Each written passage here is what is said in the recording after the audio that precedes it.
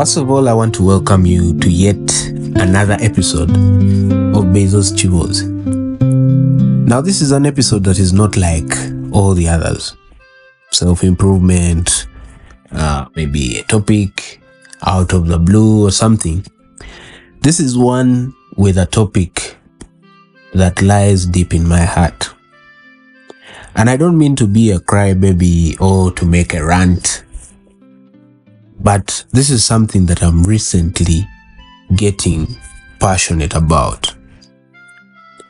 And it is the stake of masculinity, or the boy child, or the fathers of the generation that comes, or the fathers of this nation. Now, if you're like me and you love such a thing, then this is an episode for you. I believe you'll like this episode. Or maybe for the love or for the sake of any special man and boy out there going through what I'm about to say, this is an episode for you to listen and maybe share to them.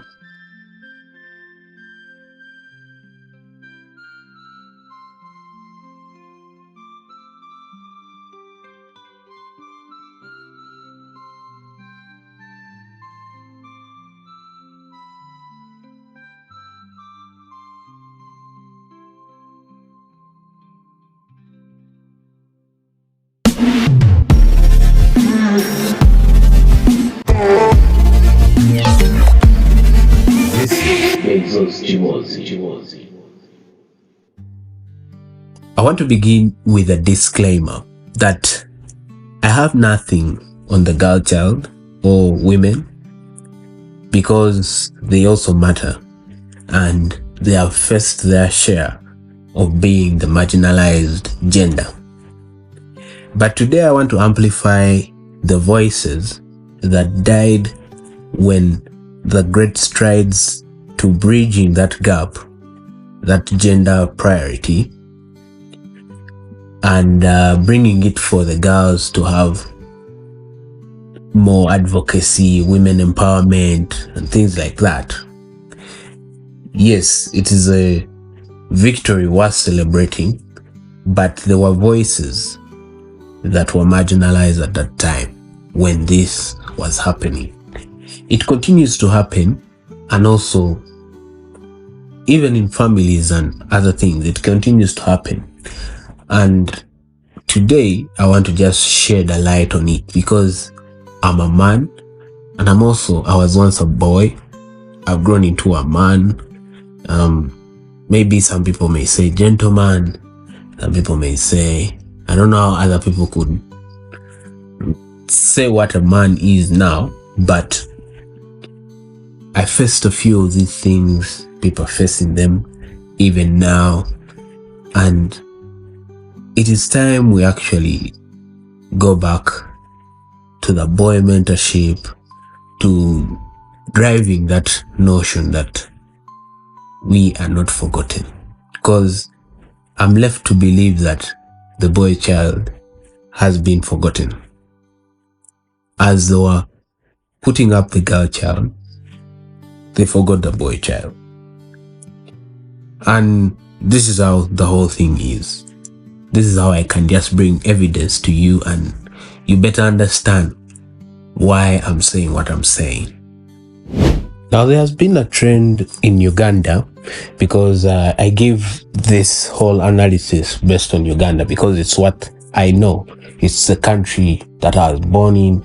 I've spent most of the years here. I've also experienced a few of these things. I don't come from a very bad background. I come from a relatively good background, but I've experienced some of the things as a boy child, in the sense of the imbalance on how we show up to the end of how the world looks at us. We show up differently on how the world handles us. Now, there has been a trend where more girls are completing primary education and more boys are increasingly dropping out. And why is this happening? Because even the Minister of Education Her Excellency, the First Lady. I don't know if they are supposed to be called Excellency, but Her Excellency, the First Lady from Uganda, who also turns out to be an education minister, said this when results had come out for PLE, I think, last year, and she was saying, why are more boys dropping out? I don't know whether she ended at just saying that or she has a strategy to do something better, but I've come to see that it is a trend almost everywhere. Even when you reach senior 4, the boys that went to secondary, by the time we reach senior 4, many of them have dropped out, but the numbers tend to be still there. Same applies to campus. I happen to have been at MOOBS, and there were more ladies than boys in the university, or men in the university.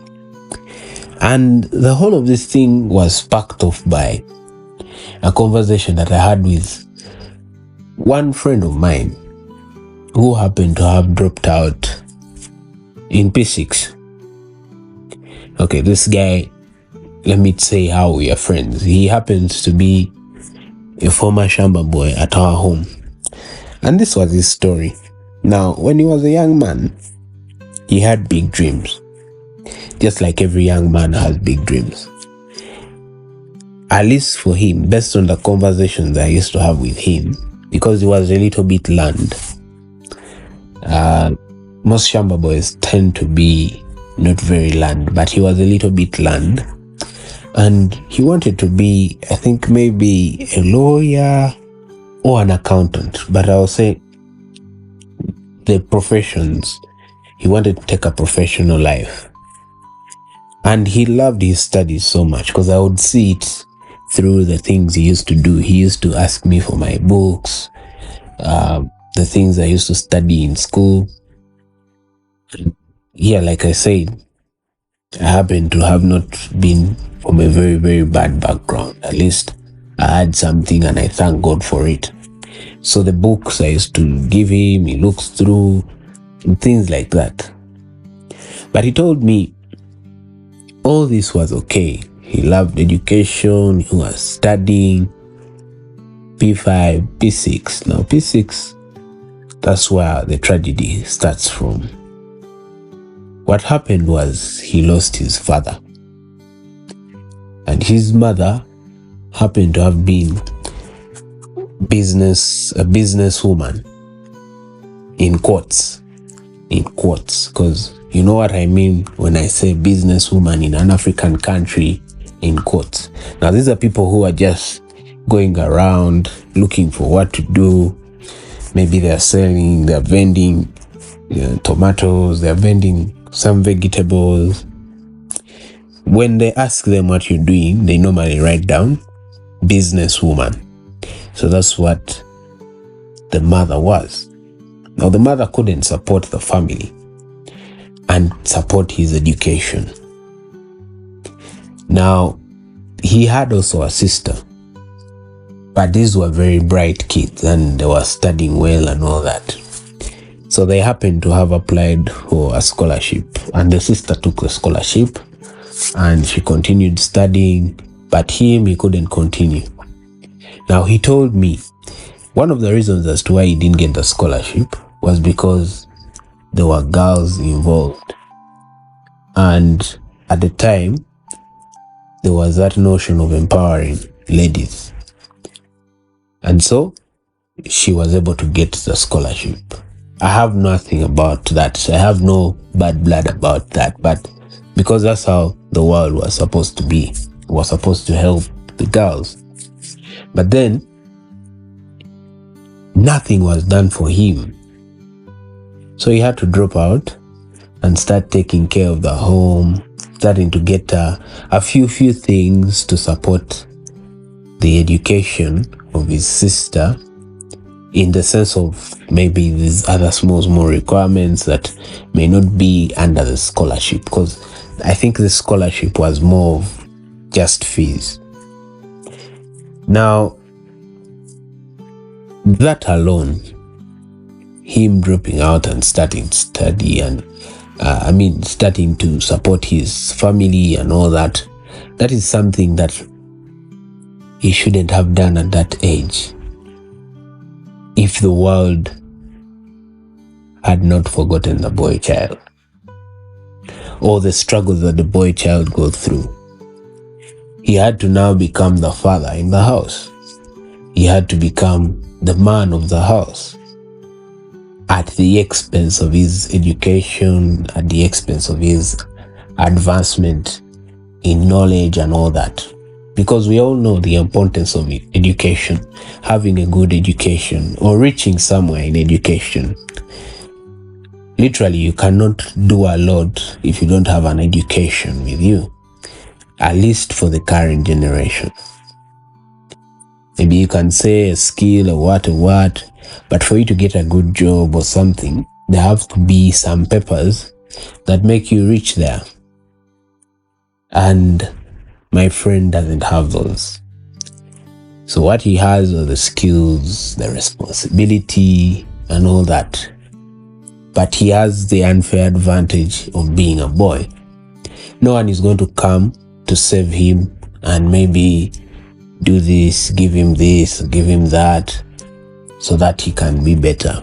So he turned out to be a shamba boy looking for money to give back to the family and see that the family has somewhere it's going. But anyway, that is his story. This is a story for very many African boys, very many men out there. And the struggle is real. The struggle is real. The thing is that some of us, because of the things that we have gone through, the life we have gone through, we forget that there are people who are unprivileged and are not getting the best out of their life that they are living. Some people turn to drugs, some people turn to the streets. If you look at the streets, most of them, if you pass through Kampala on Entebbe Road at the beginning, at the lights at Tropical Bank, going downwards to Queensway, if you pass there at around 1 a.m. in the night, you find very many boys, very many teenagers on the roadside. They are sleeping in sacks. They are walking around, making noise, doing what? And the sad bit of it, there are drugs involved. There are cigarettes involved.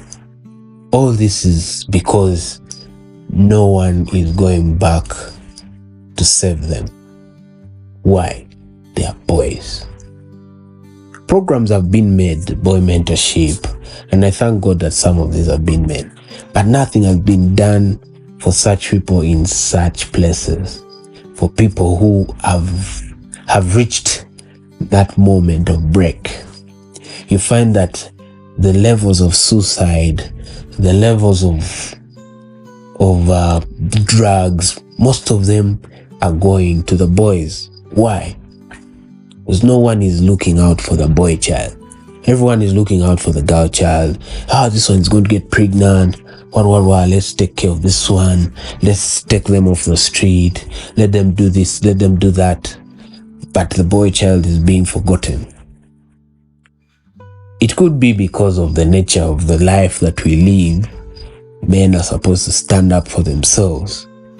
But if a man can't stand up for himself, because we are all human, if a man can't stand up for himself, he will need the help. He will need the help from you who has maybe reached somewhere. Personally, I'm recording this. Most of it is, I tried to script it, but most of it was also because I'm trying to understand why is this happening for the boy child? Why are we not remembering the boy child. Now, there's something that I got to understand, that if we do not take care of the boy child, we are going to have weaker families. We are going to have the smallest unit of community being disentangled. I don't know if I've said it right. Disentangled. Because if you have someone leading a family and they don't have all the knowledge, all the wisdom to do what they have to do, the family will break. Yes, we have strong women. I do personally love to have a strong woman besides me. But if you're a weak man, because men are supposed to be vision bearers, men are supposed to move this nation to the next level. And if the core is already broken, then there is no future for us. Because it takes the man's seed and the woman's fruit, or the woman's seed to also make another man. So you need a man, and you need that man to be strong to take care of their children. That's why men are running away from their wives.